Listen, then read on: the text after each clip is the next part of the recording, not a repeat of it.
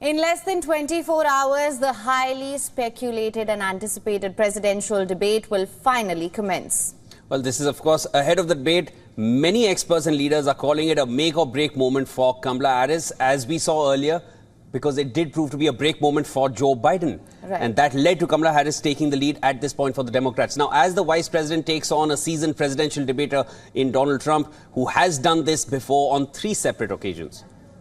Now, as Kamala Harris becomes the second woman presidential nominee to debate Trump, former Democrats presidential nominee Hillary Clinton has a few words of advice for the 59-year-old.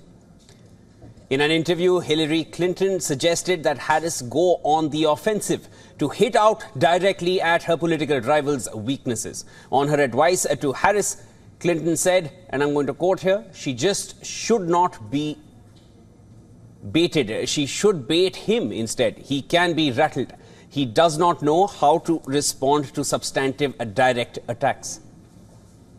The incumbent vice president is not getting advice only from the blue team, but also from her rival camp. Former New Jersey governor and Republican leader Chris Christie also has some insight for Harris, and it can be summed up in 2 words: charm and disarm. Christie played a critical role in helping Trump prepare for his presidential debates in 2016 and 2020 before becoming a critic of the former president.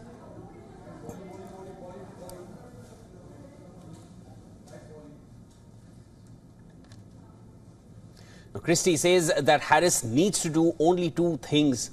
He said, I'm going to quote here, first, Harris should look into the camera during the debate and charm the Americans by showing them there is another way to lead. The Republican leader also advised Harris to not engage with Trump's attacks. Christie explained, and again, I quote here, Harris' refusal to engage with Trump back and forth will get under his skin. But this will not be the first time Kamala Harris is up for a crucial debate. Back in 2020, the vice president took the podium as Biden's running mate against Trump's number 2, Mike Pence.